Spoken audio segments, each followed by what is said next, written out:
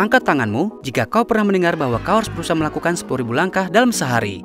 Meskipun jika kau tidak memiliki alat pelacak kebugaran seperti Fitbit atau Apple Watch.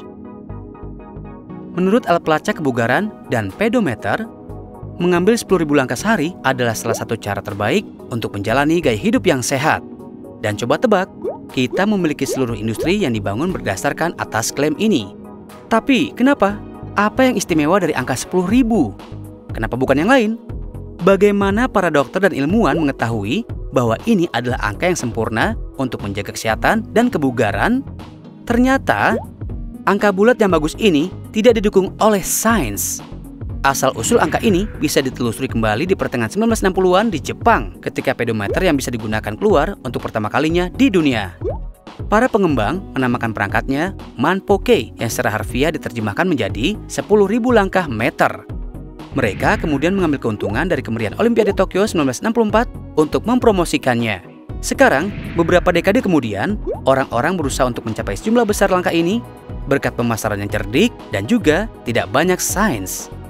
Tidak ada bukti konklusif bahwa 10.000 langkah harus menjadi tujuan kesehatan utamamu. Sebaliknya, yang sebenarnya paling penting adalah seberapa cepat kau bergerak dan itu didukung oleh sains. Penelitian juga menunjukkan bahwa olahraga ringan atau berat berkaitan dengan lebih sedikitnya gejala depresi, berkurangnya perasaan cemas, kualitas tidur yang lebih baik, kekuatan tulang yang lebih tinggi, dan lain-lain. Itulah sebabnya banyak pedoman kesehatan merekomendasikan jumlah waktu tertentu untuk suatu kegiatan daripada sejumlah langkah. Misalnya, di antara orang Amerika, rata-rata orang dewasa harus mendapatkan minimal 150 menit olahraga ringan atau sekitar 75 menit olahraga berat setiap minggunya. Dan coba tebak, kita bisa menerjemahkan pedoman kesehatan ini menjadi langkah juga. Bagaimana? Kamu mungkin ingin bertanya? Olahraga ringan membantumu membakar setidaknya 3 kali jumlah energi yang akan kau bakar, sementara kau sebenarnya tidak melakukan apa-apa. Penelitian menunjukkan bahwa untuk beberapa orang dewasa, ini setara dengan berjalan dengan kecepatan 100 langkah per menit, atau sekitar 4 km per jam. Jadi, kau harus berjalan sekitar 15.000 langkah per minggu, atau sekitar 2.100 langkah per harinya. Tapi hey, jangan khawatir jika kau tidak bisa mendapatkan langkah-langkah itu. Ada banyak cara lain untuk berolahraga jika menjalani semua langkah ini bukan yang kau inginkan. Kau hanya perlu mengikuti rekomendasi ini dari American Heart Association. Bugar dalam 150 plus. Dapatkan setidaknya 150 menit per minggu aktivitas aerobik intensitas sedang atau 75 menit per minggu aktivitas aerobik yang kuat. Atau kombinasi keduanya, mana yang lebih disukai dibagi sepanjang minggu. Bergerak lebih, kurangi duduk. Bangun dan bergerak sepanjang hari. Aktivitas apapun lebih baik daripada tidak sama sekali. Tambahkan intensitas. Latihan aerobik sedang hingga berat adalah yang terbaik. Ketika kau mulai terbiasa menjadi lebih aktif, tingkatkan waktu atau intensitasmu untuk mendapatkan lebih banyak manfaat. Tambahkan otot.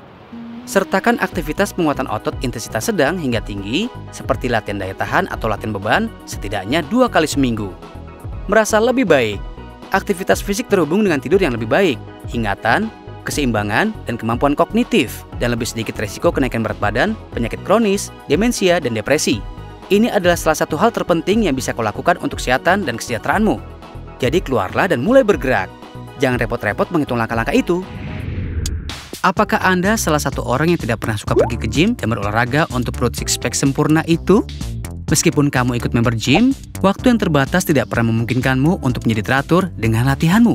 Kamu mungkin harus bekerja lembur karena bos yang cerewet dan dia butuh presentasi itu selesai secepatnya. Kamu mungkin harus membawa anak-anakmu ke taman atau pergi membeli bahan makanan, dan sebelum kamu menyadarinya, hari itu sudah selesai. Kami mengerti teman-temanku, kita semua terjebak dalam siklus yang sama. Ketika kita berbicara tentang berolahraga atau hidup yang sehat, ada banyak informasi online dan tidak semuanya didukung oleh penelitian. Tapi kami melangkah lebih jauh dan menemukan 5 cara cepat yang mudah untukmu, yang bukan hanya menyenangkan, tapi efektif untuk menghilangkan lemak di perutmu. Dan pada akhir video ini, Anda pasti akan merasa lebih ringan. Ayo kita mulai. Air hangat dan lemon. Kita semua tahu lemon mengandung vitamin C, tapi bukan itu saja yang mereka tawarkan. Mereka tidak hanya rendah gula, tapi mengandung segala sesuatu mulai dari vitamin B6, vitamin A, vitamin E, dan lebih banyak lagi. Lemon juga mengandung lebih banyak potasium daripada apel atau anggur. Tingginya kadar kalium dalam lemon menstimulasi fungsi otak dan juga saraf. Ingat presentasi yang ditunggu bosmu, kamu membutuhkan otak yang sehat untuk menyelesaikannya. manfaat lemon bagi kesehatan melebihi vitamin dan juga mineral. Satu studi penelitian menemukan bahwa polifenol dalam jus lemon memiliki kekuatan untuk menekan akumulasi lemak dalam tubuh. Penelitian yang sama menunjukkan bahwa senyawa yang sama dalam lemon secara signifikan mengurangi kenaikan berat badan bahkan bagi mereka yang makan berlebihan. Jadi ini adalah bagaimana Anda harus memulai hari Anda dengan segelas air hangat dan lemon yang diperas di dalamnya. Ya, sesederhana itu. Tambahkan probiotik dalam makananmu. Probiotik adalah bakteri hidup yang disarankan untuk memainkan peran besar dalam penurunan berat badan dan pemeliharaan berat badan. Beberapa makanan probiotik termasuk yogurt, kefir, tempe, kimchi, dan acar. Jika kamu menambahkan ini dalam makanan sehari-harimu, mungkin bisa membantu mengubah keseimbangan makhluk yang berada di dalam usus yang bermanfaat, bakteri, dan organisme lain yang hidup di dalam usus. Mereka membantu mencerna makanan. Vitamin seperti biotin dan vitamin K ini mengurangi risiko kenaikan berat badan dan penumpukan lemak di perut Anda. Olahraga sofa. Berbaringlah di sisi kanan tubuhmu di sofa dan angkat kaki kiri setinggi yang Anda bisa, lalu turunkan kembali perlahan. Lakukan ini 20-25 kali dan kemudian berbaringlah di sisi kiri dan ulangi yang sama. Ini akan membantumu menyingkirkan lemak di pinggangmu. Sudah menikmati cara-cara ini? Sudah kubilang, ini akan menyenangkan. Sekarang sebelum kita bisa melanjutkan ke cara berikutnya, klik subscribe di channel kami untuk lebih banyak video menyenangkan. Jangan minum minuman berkarbonasi dan menelan gas. Minuman berkarbonasi seperti soda adalah sumber gas terbesar dalam diet harian. Gelembung di dalamnya mengandung karbon dioksida yang dilepaskan dari cairan di perut Anda. Ini dapat menyebabkan perut kembung atau kembung. Menelan gas dapat terjadi ketika Anda mengunyah permen karet, minum melalui sedotan, atau makan sambil berbicara. Ini bisa dihindari dengan makan dalam keheningan, minum dari gelas, dan mengganti minuman berkarbonasi dengan air. Olahraga yang membentuk perutmu. Tanpa melakukan olahraga perut, ikutlah olahraga yang melatih perutmu secara agresif. Olahraga seperti sepak bola, renang, atau bola voli. Menurut American College of Sports Medicine, Anda dapat membakar lebih banyak kalori dalam waktu lebih singkat dengan permainan olahraga intensitas tinggi yang singkat. Jadi begitulah kawan-kawan, beberapa cara yang kurang dikenal untuk menghilangkan lemak perut Anda. Cobalah ini dan merasa lebih baik. 2 minuman yang paling banyak dikonsumsi dan paling populer di dunia telah menjadi bagian dari rutinitas sehari-hari kita. Banyak yang menyukai untuk disajikan di pagi hari, saat bekerja, atau saat nongkrong dengan teman-teman. Teh sangat populer di Cina dan Jepang, dan jangan lupa juga di Inggris. Dan kopi yang merupakan minuman nomor 1 di Amerika Serikat. Meskipun keduanya memiliki manfaat yang sama dan juga beberapa perbedaan, ada argumen yang selalu ada untuk membuktikan mana yang merupakan pilihan yang lebih sehat.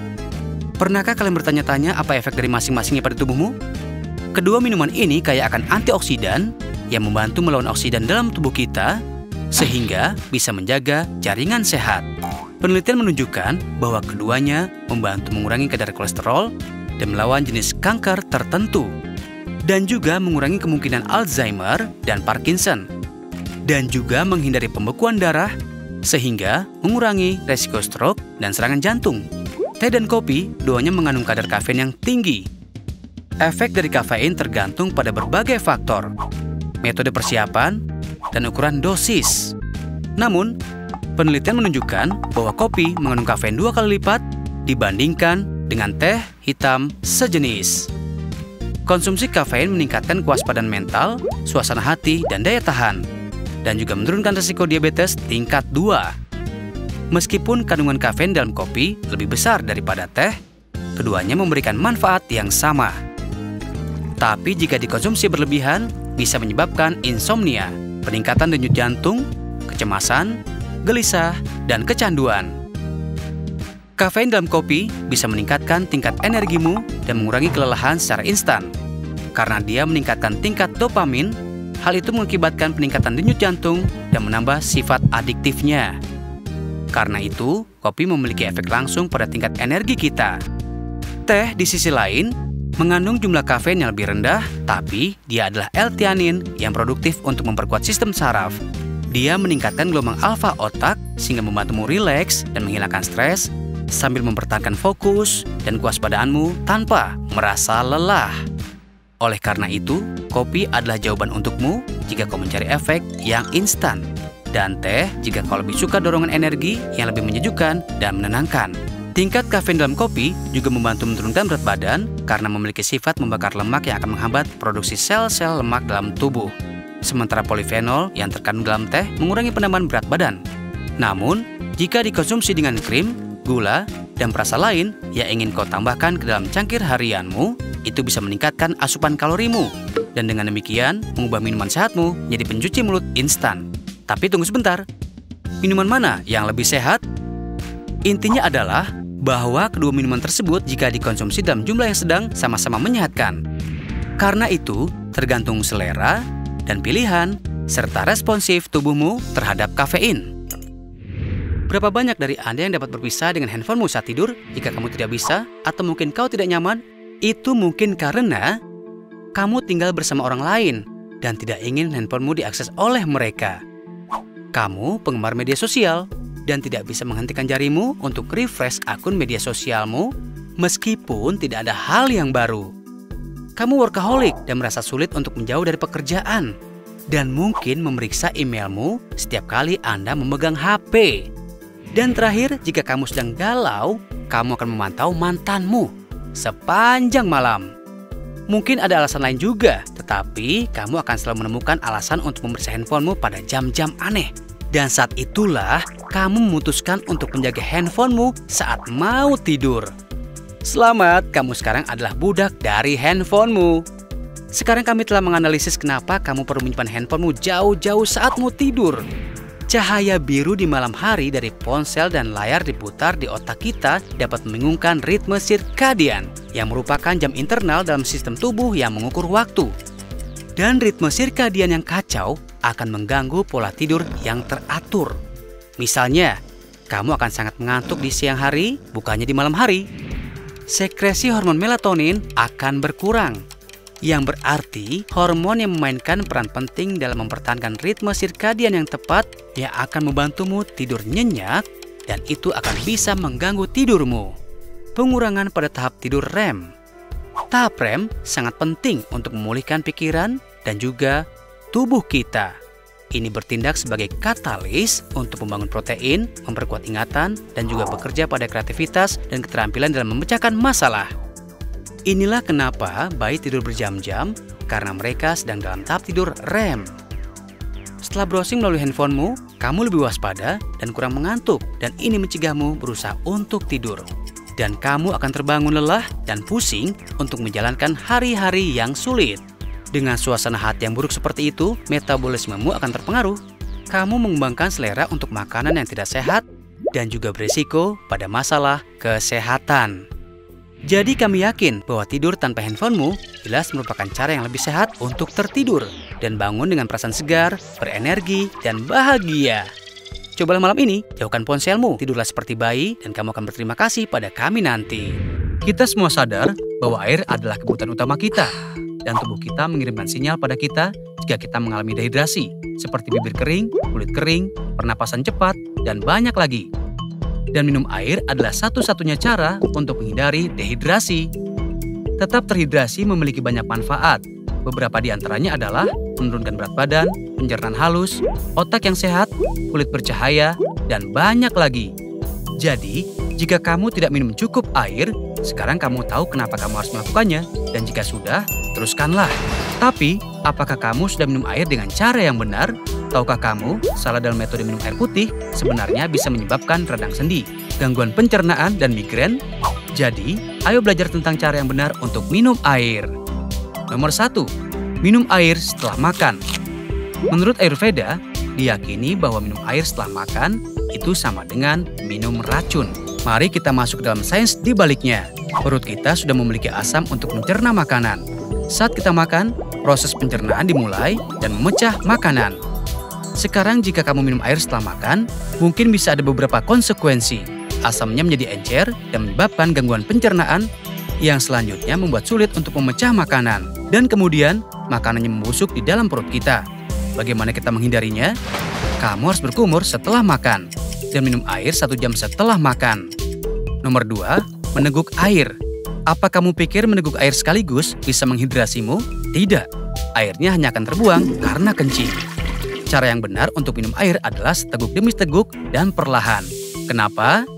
air di mulut kita bercampur dengan baik dengan air liur dan masuk ke dalam perut dan menciptakan keseimbangan. Karena air liur yang diproduksi di mulut kita bersifat dasar dan perut kita bersifat asam. Sekarang, jika kita meneguk air sekaligus, lebih sedikit air liur yang akan masuk dan itu menyebabkan kembung, asam lambung, gas, dan gangguan pencernaan, membuatnya sulit untuk membuang racun dan juga kotoran. Nomor 3. Minum air dingin. Kita semua suka minum air dingin, bukan? Ketika kamu di rumah, setelah hari yang cerah dan panjang, kamu menuju ke kulkas dan minum segelas air yang dingin. Kedengarannya sangat bagus, bukan? Tapi tahukah kamu bahwa itu bisa menyebabkan kerusakan serius pada tubuhmu? Ketika kamu minum air dingin, pembuluh darahmu menyusut dan sirkulasi darah menjadi lambat. Karena ketidakcocokan suhu, itu bisa mempengaruhi kesehatan pencernaanmu dan bisa menyebabkan flu dan sakit kepala. Berikut adalah tips cepat lainnya.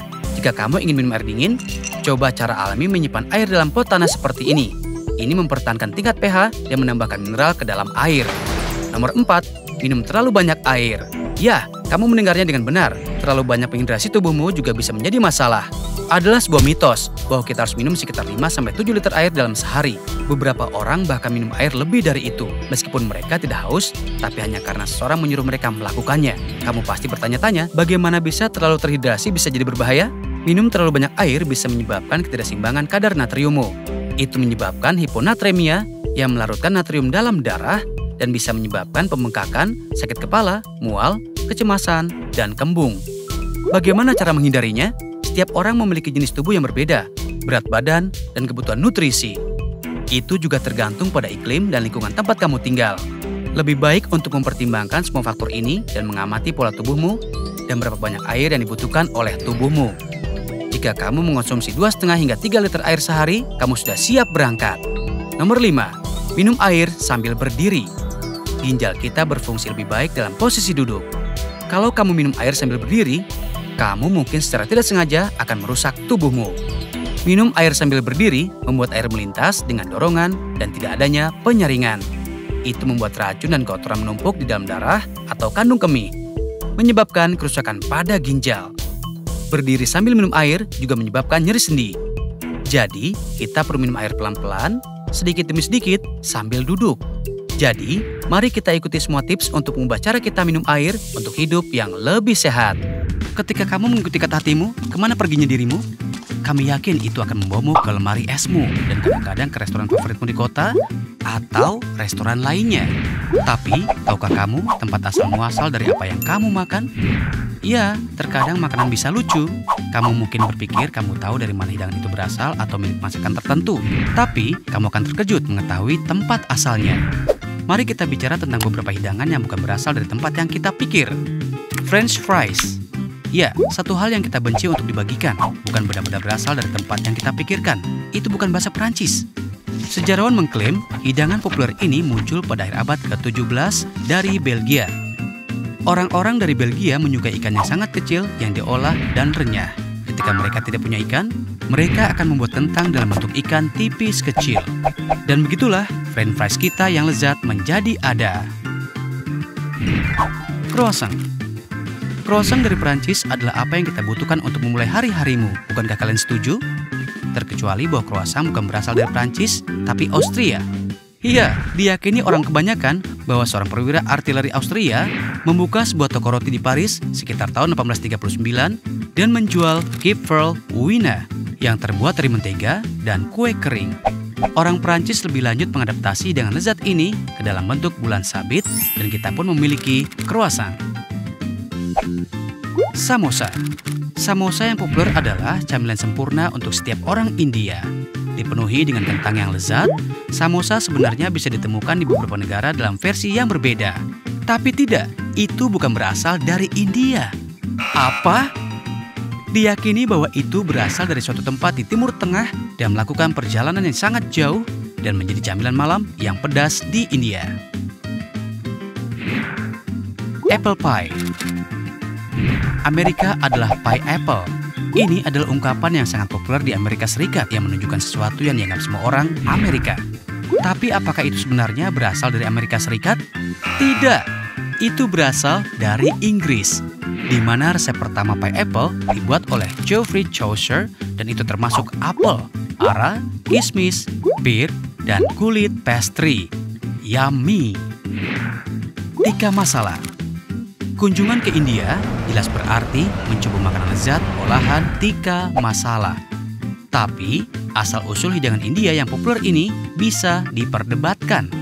Meskipun orang India percaya bahwa itu aslinya dibuat di Punjab, yang lain mengklaim hidangan itu sebenarnya pertama kali dibuat di Glasgow pada awal 1970-an, di mana seorang chef Bangladesh menambahkan saus ketika ayam atau ketusuk sate ayam.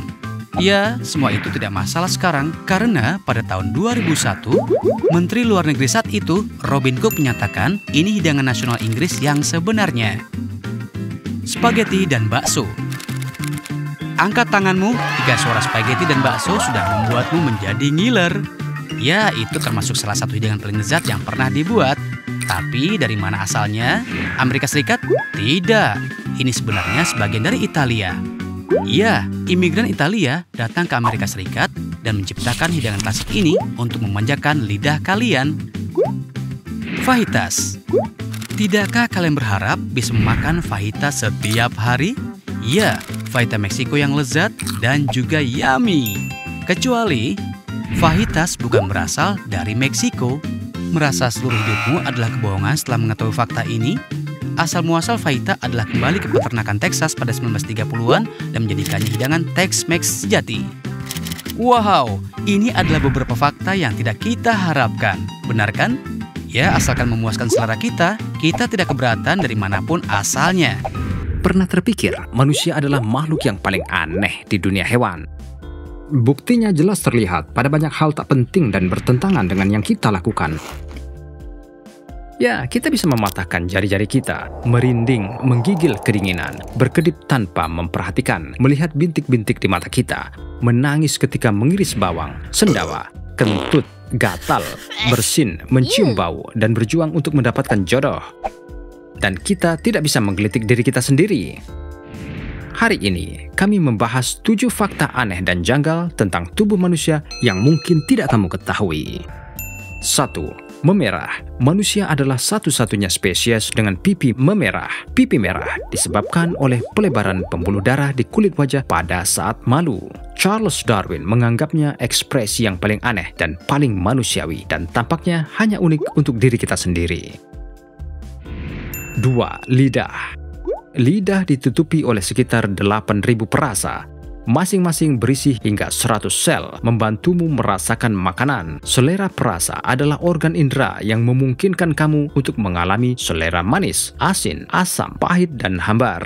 Lidah kita terdiri dari 8 otot yang terjalin, mirip dengan struktur belalai gajah atau tentakel gurita. 3. Jantung.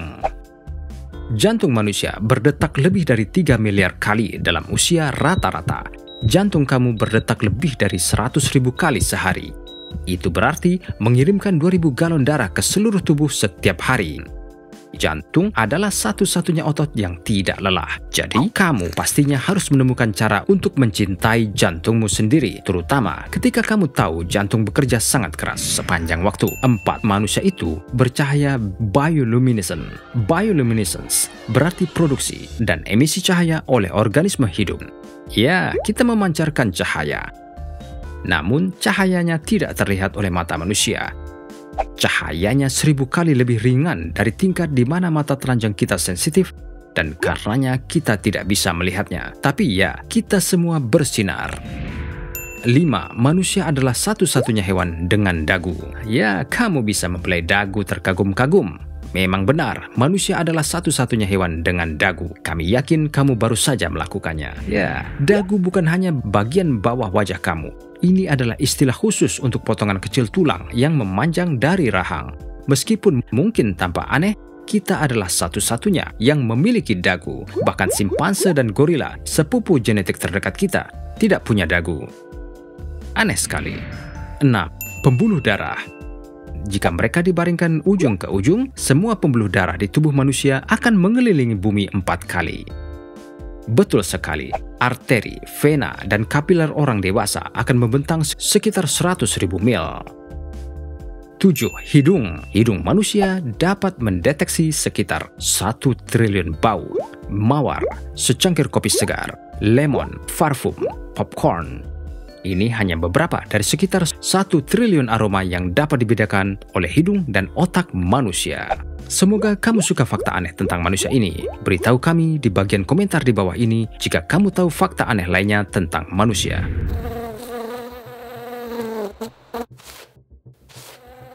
Nyamuk. Makhluk menyeramkan yang membuat kamu terus menggaruk. Kamu tahu nggak, mereka bahkan lebih tua dari dinosaurus. Dan mereka dapat bertahan hidup dalam kondisi sesulit apapun, kecuali Antartika. Ya, makhluk terbang kecil ini sangat mudah beradaptasi. Kami yakin kamu sudah lihat banyak nyamuk. Dan mungkin ada satu yang menunggu menggigitmu saat kamu menonton ini. Mengapa mereka menggigit?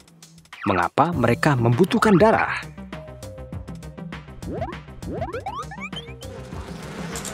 Dari 3.000 lebih spesies nyamuk yang ada, hanya nyamuk betina yang menggigit manusia atau mamalia lain untuk diambil darahnya, dan nyamuk jantan yang bertahan hanya pada nektar buah dan tumbuhan. Itu membawa kita ke pertanyaan berikutnya, bagaimana mereka bisa menemukan kita? Nah, selama ini kita kira mereka melacak kita dengan bantuan cahaya, tapi ternyata tidak. Panas tubuh.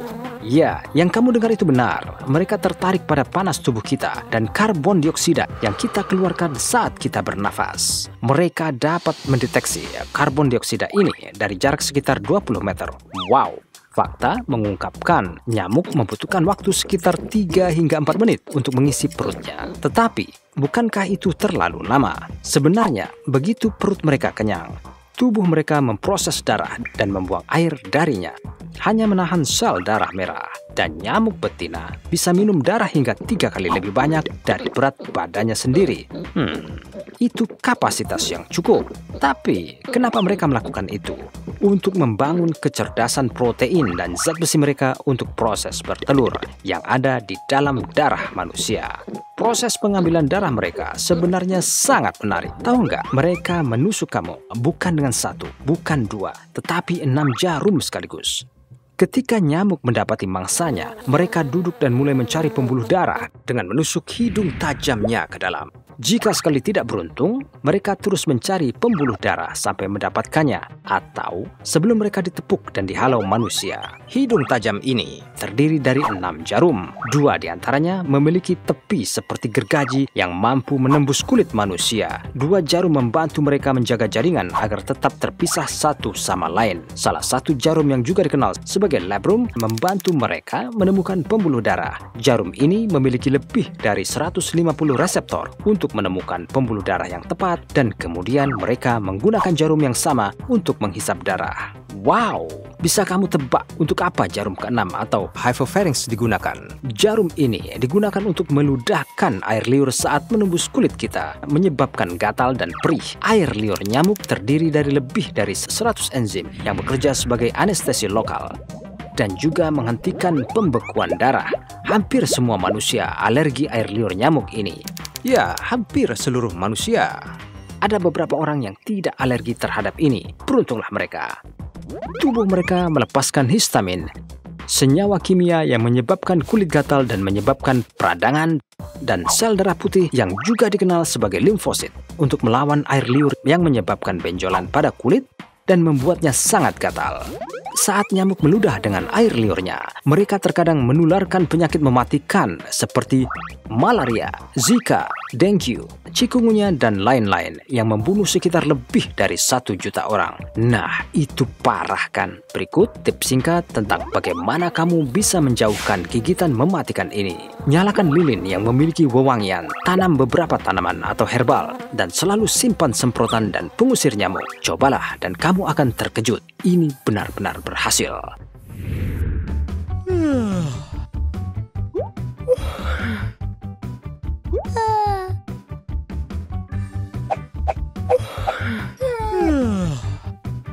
Kamu baru menguap ya sambil melihat gambar-gambar itu?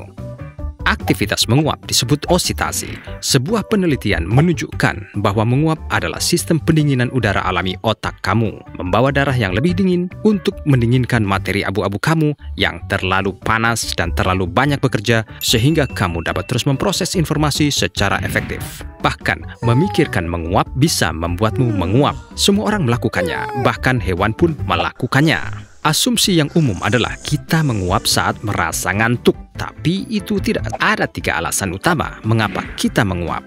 Kita cenderung menguap saat kita lelah, saat kita sangat bosan, atau saat kita melihat orang lain menguap. Manakah dari berikut ini yang paling sering membuat kamu menguap? Beritahu kami di bagian komentar di bawah. Fakta menarik, kamu tahu bayi pun menguap di dalam rahim. Bagaimana cara kerja menguap? Otak kita menjadi lelah setelah semua aktivitas yang kita lakukan sepanjang hari. Hal ini menyebabkan menguap saat kita meregangkan rahang dan mendorong darah melalui pembuluh darah dari jantung ke otak. Bersamaan dengan ini, kita menghirup udara melalui mulut dan hidung kita. Udara mendinginkan darah yang menuju ke otak yang pada gilirannya menurunkan suhu otak kita.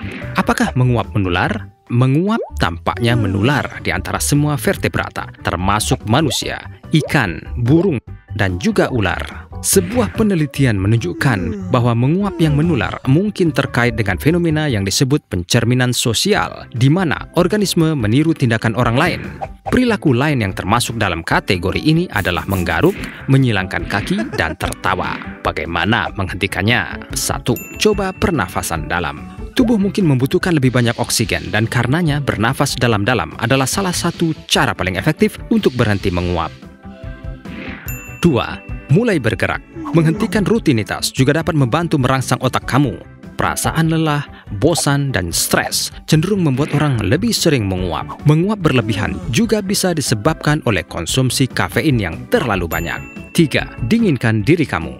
Kamu juga dapat mencoba berjalan-jalan di luar atau mencari tempat dengan suhu yang lebih sejuk. Jika kamu nggak punya waktu untuk melakukannya, minumlah air dingin atau makan cemilan dingin. Pernahkah kamu sama teman-temanmu bersantai, mendengarkan musik, dan mungkin terus-menerus minta volume suara dikeraskan karena terlalu pelan? Pernah berulang kali mengatakan, maafkan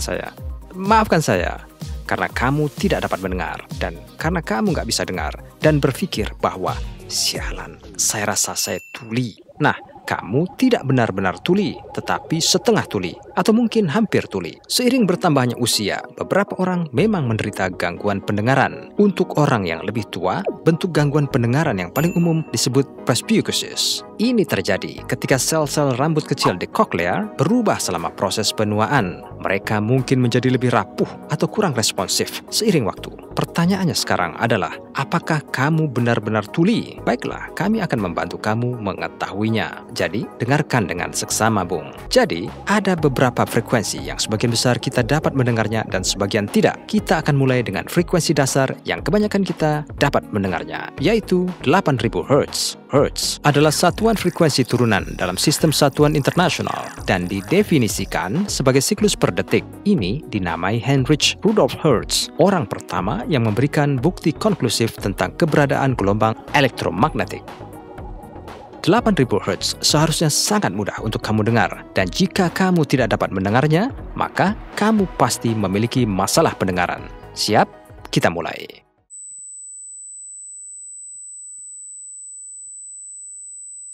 Lantang dan jelas, bukan? Bagus. Nah, kami berharap sebagian besar kamu mendengarnya. Semoga saja. Mari kita lanjut 12.000 Hz.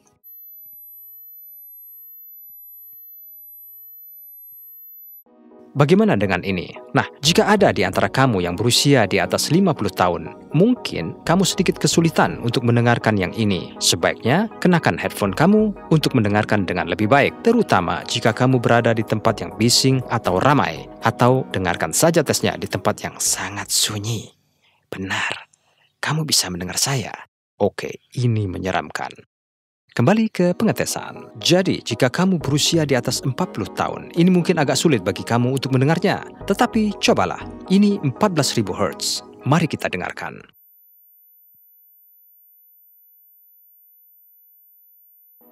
Apa kamu dengar ini? Baik. Jika tidak, nggak apa-apa. Kamu mungkin berusia 40 tahun, atau mendekati usia 40, atau mungkin di usia 40-an. Ada banyak frekuensi yang bahkan tidak dapat didengar oleh anak-anak, tetapi pasti dapat membuat anjing atau kucing gila. Jadi, jangan merasa bersalah karena tidak mendengarnya. Pindah ke 15.000 Hz. Kebanyakan kamu tidak akan bisa mendengar yang ini, karena hanya orang di bawah usia 25 yang bisa. Siap? Oke.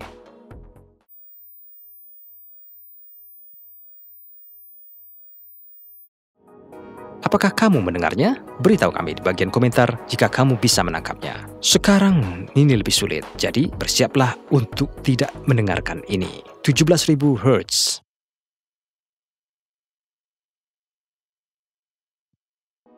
Jika kamu mendengarnya dan kamu berusia di atas 18 tahun, kamu benar-benar berbakat. Berikutnya, 18.000 Hz.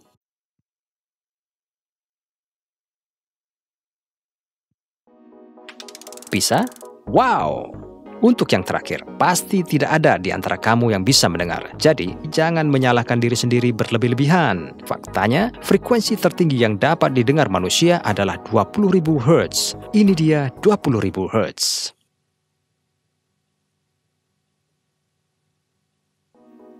Nggak bisa nangkap kan?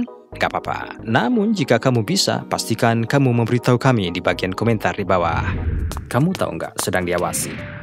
Setiap saat, setiap tindakan, reaksi, dan gerakan fisik sedang diperhitungkan. Kamu dihakimi sepanjang waktu, suka atau tidak. Isyarat dan gerak tubuhmu menceritakan tentang kamu. Bahasa tubuh dapat mengungkapkan apa yang dipikirkan atau dirasakan seseorang. Kamu hanya perlu membaca yang tersirat, dan begitu kamu melakukannya, kamu mendapatkan manfaat dari sini. Mari selami beberapa contoh mempelajari cara membaca pikiran seseorang.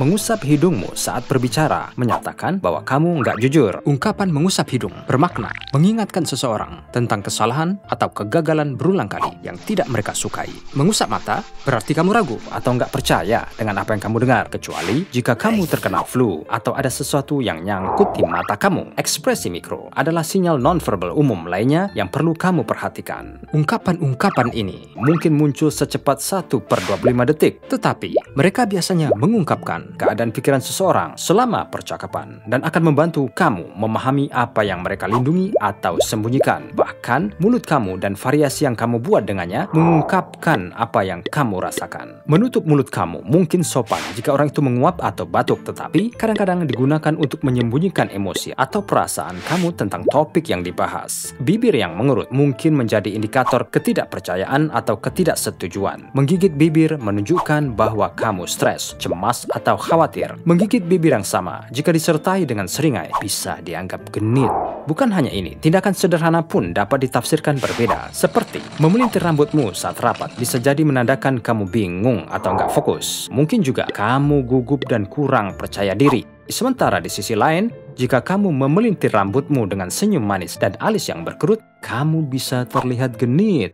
Berdiri dengan tangan tergenggam di belakang mungkin tampak seperti posisi yang nyaman untuk berdiri. Namun, ini dapat menunjukkan bahwa kamu nggak nyaman dan berusaha mengendalikan amarah kamu. Ujung ke ujung jari kaki adalah sinyal nonverbal lain yang sangat mudah ditangkap. Tapi kebanyakan orang cenderung mengabaikannya. Saat bercakap-cakap dengan seseorang, jari-jari kaki kamu biasanya mengarah ke orang lain. Karenanya, jari kaki mengarah ke ujung kaki.